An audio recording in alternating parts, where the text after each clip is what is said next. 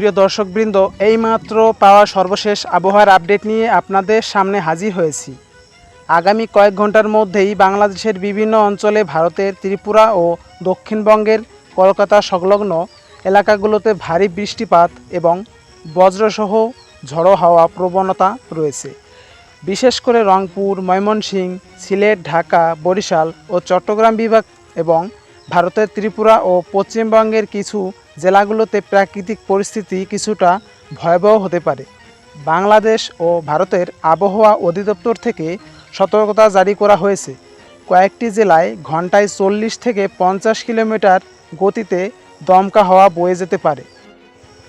আজকে এবং কালকে আবহাওয়া কেমন থাকতে পারে জানতে হলে ভিডিওটি সম্পূর্ণরূপে দেখুন।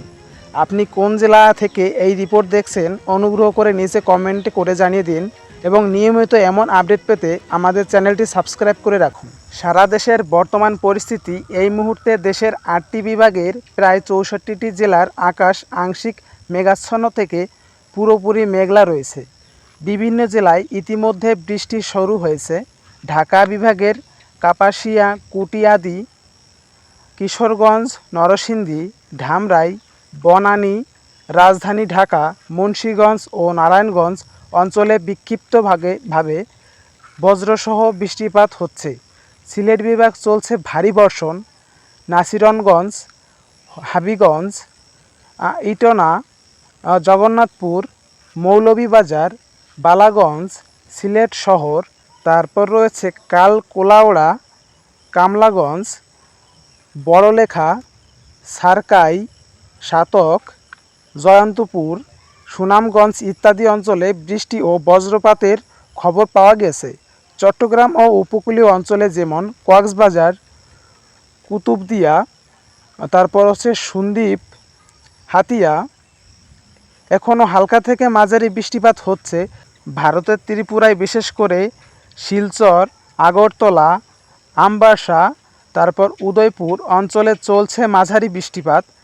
তারপর হচ্ছে পশ্চিমবঙ্গের দক্ষিণ অঞ্চলে কলকাতা, খড়গপুর, তারপর পূর্ব ও পশ্চিম মেদিনীপুর, উত্তর ও দক্ষিণ 24 পরগনা, বর্ধমান, বানলিয়া, তারপর হচ্ছে দুর্গাপুর, সিউড়ি, কাটোয়া, মুর্শিদাবাদ, তারপর হচ্ছে কৃষ্ণনগর এখন পর্যন্ত বড় ধরনের বৃষ্টিপাত দেখা যায়নি, তবে আগামী 24 ঘন্টায় পরিস্থিতি পরিবর্তন হতে পারে।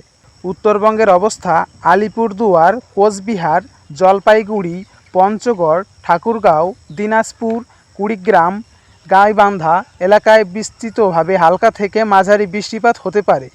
শিলিগুড়ি ও পার্শ্ববর্তী কিছু এলাকার অঞ্চলে আপাতত আকাশ পরিষ্কার, তবে রাতের কিছু এলাকায় ঝড়ো হাওয়া ও বজ্রসহ বৃষ্টিপাত হওয়ার আশঙ্কা রয়েছে। আজ রাত 11টা থেকে 2টায় ইউরোপিয়ান স্যাটেলাইটের চিত্র অনুযায়ী ময়মনসিংহ, নেত্রকোনা, ফুলপুর, তারপর হচ্ছে নালিতাবাড়ি, জামালপুর, শেরপুর, কিশোরগঞ্জ, ব্রাহ্মণবাড়িয়া, মৌলভীবাজার, সিলেট, জয়ন্তপুর, তারপর হচ্ছে কানাইঘাট, সুনামগঞ্জ অঞ্চলে বজ্রসহ বৃষ্টির তীব্র সম্ভাবনা রয়েছে। একই সময়ে ভারতের শিলং, তারপর আসাম ও মেঘালয়েও বজ্রসহ বৃষ্টিপাত হতে পারে। রাত 2টার সময় সিরাজগঞ্জ, পাবনা, ফরিদপুর, যশোর, সাতক্ষীরা, খুলনা, নড়াইলসহ কয়েকটি জেলায় বৃষ্টির হতে পারে। চট্টগ্রাম বিভাগের সব জেলায় গভীর রাত থেকে ভোর পর্যন্ত বজ্র বৃষ্টির প্রবণতা রয়েছে। আগামীকাল ভোর 5টা থেকে চট্টগ্রাম, কক্সবাজার, তারপরে মহেশখালী, রাঙামাটি, খাগড়াছড়ি, বান্দরবনের বৃষ্টির তীব্রতা বাড়ছে। সকাল 8টা থেকে 11টা পর্যন্ত ময়মনসিংহ, সিলেট, চট্টগ্রাম, বরিশাল, খুলনা তার বিভাগ জুড়ে বজ্রসহ বৃষ্টিপাতের আবহত রয়েছে। দুপুর 1টা থেকে বিকাল 3টার মধ্যে বরিশাল, খুলনা, চট্টগ্রাম বিভিন্ন জেলায় 50 থেকে 100 মিটার গতিতে বৃষ্টিপাত হতে পারে। সন্ধ্যার পর 6টা থেকে রাত 9টার মধ্যে চট্টগ্রাম অঞ্চলে বৃষ্টিপাত চলবে, তবে রাজশাহী, খুলনা ও ঢাকায় বৃষ্টির তেমন সম্ভাবনা নেই। রাত 12টা থেকে পরের দিন ভোর পর্যন্ত চট্টগ্রাম, সিলেট, ময়মনসিংহ ও রংপুরের কিছু অঞ্চলে বিক্ষিপ্তভাবে বৃষ্টিপাত হতে পারে। তারপর হচ্ছে পরবর্তী 24 ঘন্টার সময়ের বেশি বৃষ্টি প্রবণতার জেলা হতে পারে, যেমন ময়মনসিংহ, নেত্রকোনা, কিশোরগঞ্জ, সিলেট, মৌলভীবাজার, জয়ন্তপুর, হবিগঞ্জ, কামলাগঞ্জ ইত্যাদি। এখানে প্রায় 100 থেকে 200 কিলোমিটার পর্যন্ত ভারী থেকে অতি ভারী বৃষ্টি হওয়ার সম্ভাবনা রয়েছে। হবে এটা বলা যাচ্ছে না, সম্ভাবনা রয়েছে। ঢাকা, ফরিদপুর, টাঙ্গাইল, মাদারীপুর, তারপর হচ্ছে কটিয়াদি, ধামরাই, বনানী অঞ্চলে 50 থেকে 60 কিলোমিটার গতিতে বৃষ্টিপাত হতে পারে। চট্টগ্রাম বিভাগের সন্দ্বীপ, কুতুবদিয়া, টেকনাফ, রাঙামাটি, বান্দরবন অঞ্চলে 100 থেকে 150 কিলোমিটার পর্যন্ত ভারী বৃষ্টিপাত হওয়ার সম্ভাবনা রয়েছে। রাজশাহী ও দক্ষিণবঙ্গের এই অঞ্চলে আগামী 2 থেকে 3 দিন তুমুলভাবে বৃষ্টির প্রবণতা কম থাকতে পারে। ঈদের সময় পূর্বাভাস হচ্ছে 5ই জুন পর্যন্ত মেঘ বৃষ্টি চলবে। 6 ও 7ই জুনের দিকে আবহাওয়া স্বাভাবিক হতে পারে, এটা ধারণা করা যাচ্ছে।